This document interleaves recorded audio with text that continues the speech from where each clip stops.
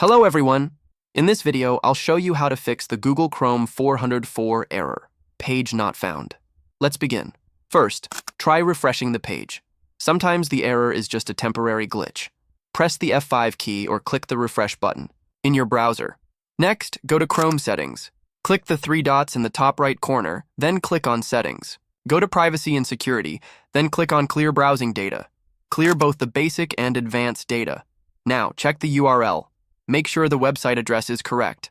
A small mistake in the URL can cause a 404 error. Also, try disabling your browser extensions. Some extensions may block websites or cause issues. You can also change your DNS server.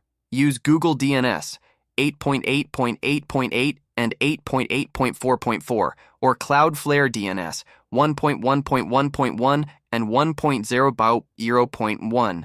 Another fix is to use command prompt. Open it as administrator and run these commands one by one.